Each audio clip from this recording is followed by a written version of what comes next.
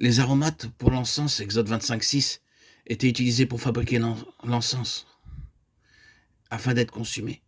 Lisez les instructions pour leur préparation dans Exode chapitre 30, versets 34 à 38. L'huile d'onction parle du service que nous devrions rendre dans la maison de Dieu. L'encens parle de l'intercession qui monte du cœur des croyants devant le trône de Dieu. Dans le sanctuaire de Dieu, l'encens brûlait jour et nuit sur l'autel d'or, dans le lieu saint. De même qu'il n'était jamais permis à la lumière du chandelier d'or de s'éteindre, de même l'encens devait brûler sans cesse jour et nuit. La lumière parle de la parole de Dieu et l'encens parle de l'intercession et de la prière qui monte devant Dieu par l'intermédiaire du souverain sacrificateur. Nous avons tous une part à cela. Que ma prière vienne devant toi comme l'encens, l'élévation de mes mains comme l'offrande du soir. Psaume 141:2. D'après Apocalypse chapitre 8, versets 2 et 3, l'encens est le symbole de la prière des saints. Et je vis les 7 anges qui se tiennent devant Dieu, et il leur fut donné 7 trompettes. Et un autre ange vint et se tint debout devant l'autel, ayant un encensoir d'or, et beaucoup de parfums lui furent donnés pour donner efficace aux prières de tous les saints sur l'autel d'or qui est devant le trône.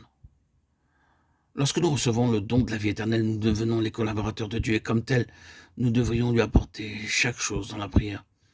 Pourquoi donc devons-nous prier? Il est certain qu'avant même que nous prions, Dieu connaît les besoins. Non seulement Dieu sait ce que nous voulons, mais il connaît également nos faiblesses, nos manquements. Cependant, il veut que nous prions toujours. Et pourquoi cela? Nous avons besoin de comprendre comment nous sommes collaborateurs avec Dieu. Lorsque nous commençons à parler avec lui dans la prière, il commence alors à travailler dans d'autres lieux.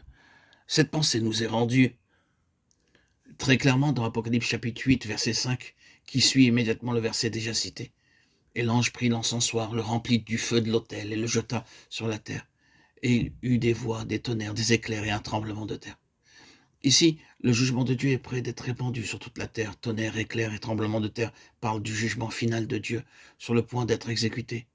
Dieu ne s'attend pas à ce que la justice et l'honnêteté triomphent sur cette terre aujourd'hui. Pour l'heure, les pervers deviennent plus prospères, tandis que ceux qui vivent une vie honnête ont souvent à souffrir. Or, tous ceux qui veulent vivre pieusement Jésus-Christ seront persécutés.